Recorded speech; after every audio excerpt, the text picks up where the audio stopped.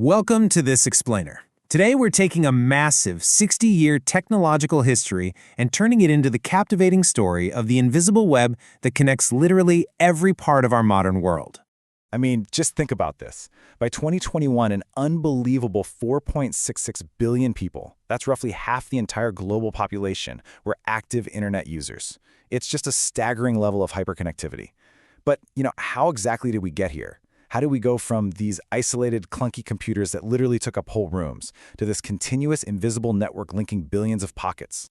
So let's trace this evolution across 5 key eras. We'll look at the birth of ARPANET, how networks learned to speak a common language, the moment the web went public, the huge shift to Web 2.0 and mobile, and finally, how we actually govern this global network. All right, Part 1. The birth of ARPANET. Picture the 1960s. Computers back then were completely isolated, room-sized mainframes. Sure, they were powerful calculators, but they absolutely couldn't communicate with each other. If you wanted to share data, you literally had to walk it over on a tape or a punch card. Crazy, right? Well, to fix this massive inefficiency, the U.S. Department of Defense funded a project called ARPANET. And the pivotal breakthrough happened on October 29, 1969. A team at UCLA attempted to send a digital message over a telephone connection to another computer hundreds of miles away at the Stanford Research Institute. Leonard Kleinrock, who actually led that UCLA team, perfectly captured the exact moment they tried to type the word login. He recalled, "We typed the L, we typed the O, then we typed the G, and the system crashed." Seriously, they only made it 2 letters in. But you know what? Despite that crash, a massive digital revolution had officially sparked. Moving on to Part 2, speaking a common language.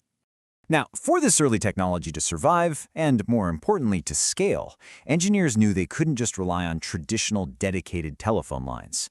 They needed a totally new way to move data efficiently.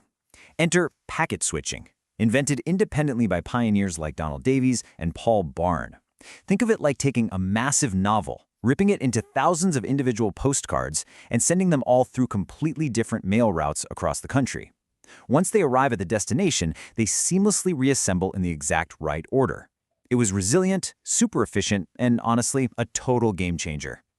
And over the next 2 decades, things just absolutely exploded. We went from ARPANET in '69, to the French testing their Cyclades network in '73, to the IPSS International Network in '78. By 1986, the US built the NSF net to connect major supercomputers. But, as you might guess, this rapid expansion created a huge headache. Different nations and universities had built their own totally independent networks. It was this confusing, incompatible alphabet soup. A computer on the French network couldn't even talk to a computer on the American network. So to fix this massive bottleneck, Vint Cerf and Bob Kahn teamed up in 1974 and formulated TCP/IP. This protocol stack basically acted as the ultimate universal translator. It hid all the physical differences between these distinct networks, turning them into one cohesive network of networks. It was an absolute breakthrough. And here's the crazy part. It's the exact same underlying language allowing you to stream this very explainer right now. Which brings us to Part 3, the web goes public. So, right up until the late 80s, we had this incredibly powerful global network up and running. But get this.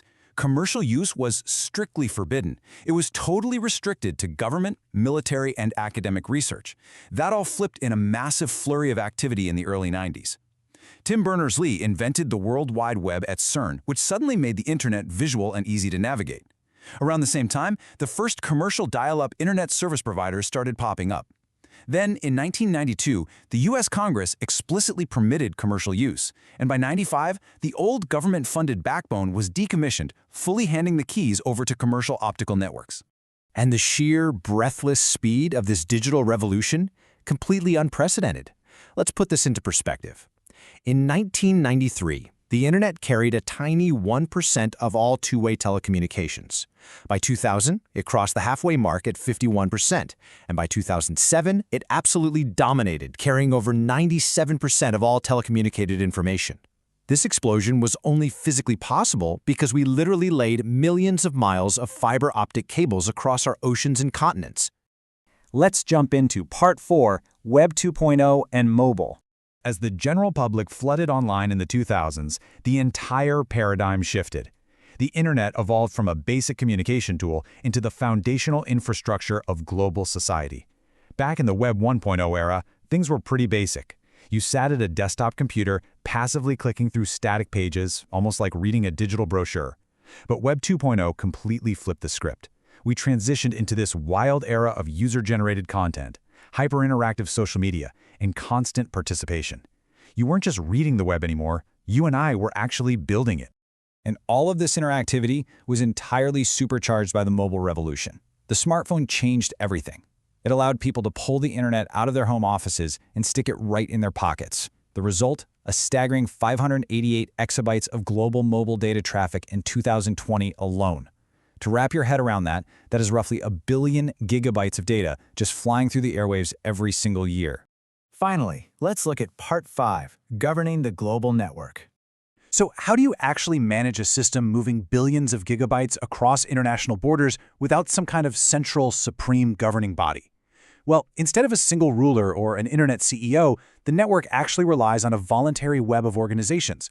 You've got the IETF developing the technical standards, then there's ICANN coordinating IP addresses and domain names so your computer always knows exactly where to go.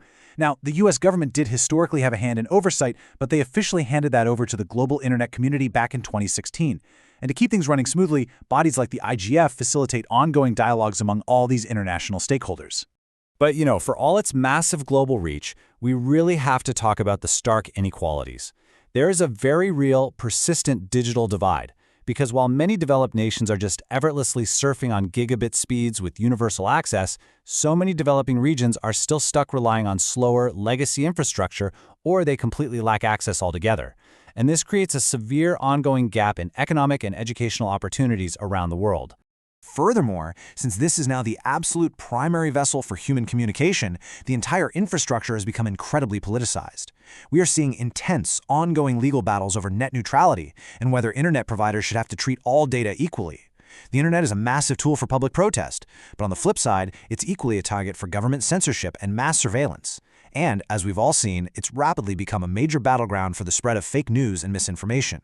These are the very real, modern struggles of running a decentralized global platform. Which leaves us with a really profound final thought to chew on. As politics and technology continue to furiously collide, what's going to happen? Will the internet remain the unified, single global network that pioneers like Vint Cerf and Bob Kahn originally envisioned? Or is it inevitably going to fracture into regional, heavily filtered pieces? It's absolutely a critical question for our generation to figure out. Thank you so much for joining me on this explainer to explore the history of the invisible web. Keep learning and always keep questioning the technology that surrounds us.